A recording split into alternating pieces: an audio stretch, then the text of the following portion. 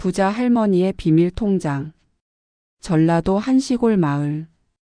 여든이 다 되어가는 김복희 할머니는 동네에서 돈 많은 할머니로 통했다. 그런데 아무도 그 돈이 어디서 났는지 몰랐다. 그녀는 늘 같은 옷을 입었고 같은 밥을 먹었고 시장 갈 때도 손수 장바구니를 들었다. 겉보기엔 평범한 노인이었지만 통장엔 억대가 넘는 돈이 들어 있었다. 그녀가 젊던 시절엔 가난이 일상이었다. 남편은 일찍 세상을 떠났고 혼자 아이 둘을 키웠다. 그녀는 식당, 시장, 공장, 청소 뭐든 했다. 잠이 사치야. 돈이 밥이지. 그게 그녀의 좌우명이었다. 밤마다 밥솥에 고구마를 넣고 끓이며 아이들에게 말했다. 엄마는 괜찮다. 너희나 먹어라. 그때마다 큰딸이 울었다. 엄마는 맨날 괜찮대. 그녀는 진짜 괜찮지 않았다. 하지만 포기라는 단어는 몰랐다. 그녀의 인생이 바뀐 건 50대 때였다. 마을 장터에서 우연히 닭강정 노점을 하는 사람을 봤다. 하루에 2만 원 번다더라. 그 말을 듣고 그녀는 곧바로 그 사람에게 물었다. 기름은 뭐 쓰냐? 튀긴 기름? 그냥 식용유지. 그럼 닭은 어디서 사냐? 시장 새벽 도매. 그날 밤 그녀는 종이에 계산을 적었다. 닭 10마리, 기름 1통, 설탕 1봉지. 다음 날 빚을 내서 재료를 샀다. 처음 만든 닭강정은 딱딱하고 맛이 없었다. 하지만 포기하지 않았다. 한 달, 2달, 3달.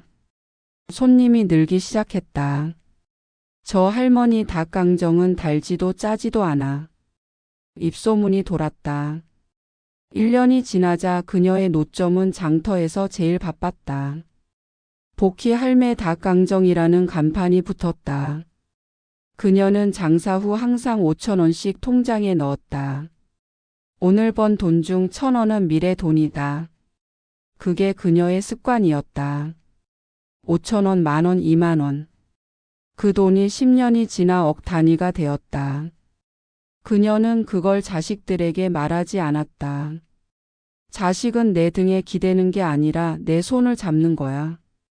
그러던 어느 날 시장이 재개발된다는 소식이 들렸다. 할머니, 여긴 다 철거래요. 그녀는 망연자실했다. 내 닭강정 자리가 여태 내 인생이었는데. 그녀는 하루를 고민했다. 그리고 다음 날 작은 건물 한 칸을 계약했다. 이젠 노점 아니라 가게로 가자. 사람들은 걱정했다. 나이 들어서 무슨 가게야? 하지만 그녀는 웃었다. 내 나이는 숫자고 내 손맛은 경험이지. 가게는 대박이 났다. 복희 통닭이라는 간판이 걸렸다. 줄이 길었고 TV에서 촬영도 왔다. 기자가 물었다. 할머니 성공 비결이 뭡니까? 그녀는 짧게 대답했다. 손님을 돈으로 보면 망하고 사람으로 보면 산다. 그 말은 기사 제목이 되었다. 닭강정 할머니 사람 냄새 나는 부자. 그녀는 돈을 벌면서도 여전히 검소했다. 돈은 쌓는 게 아니라 흘려야 썩지 않아. 그녀는 벌면 벌수록 이웃을 도왔다. 복희 할머니 덕에 밥 먹는다. 그런 말이 돌았다. 하지만 세상엔 평화만 있는 게 아니었다.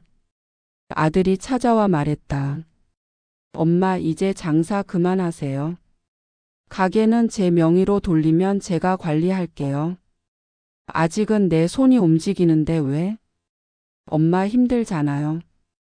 그녀는 아들의 눈빛에서 무언가를 읽었다.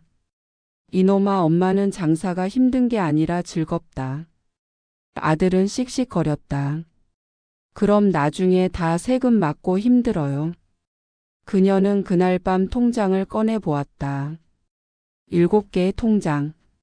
그중 3개는 자식 이름으로 되어 있었고 나머지는 그녀 명의였다. 그녀는 종이에 썼다. 죽어도 통장은 내 손에 있을 것. 몇 달 뒤 이상한 통지서가 날아왔다. 사업자 명의 변경 완료. 누군가 가게 명의를 바꿔놨다. 그녀는 서류를 들고 세무서를 찾았다. 이건 제 이름으로 돼 있던 건데요. 직원이 말했다. 김복희 사장님? 아니요, 지금은 김정호로 돼 있습니다. 그건 그녀의 아들이었다. 그녀는 숨이 막혔다. 내 아들이 내 등 뒤에서. 집으로 돌아오자 아들이 변명했다. 엄마, 내가 관리해 주려고 한 거예요. 관리? 내 손으로 세운 가게를 내 이름으로 관리해? 그녀는 아무 말 없이 다음 날 변호사를 찾았다. 그리고 조용히 소송을 냈다. 재판이 열렸다. 판사는 물었다. 원고 김복희 씨, 피고는 친아들인데 소송 이유가 무엇입니까? 그녀는 단호했다. 아들 일지라도 빼앗으면 남이지요. 법정이 조용해졌다. 그녀는 모든 거래 내역을 증거로 냈다.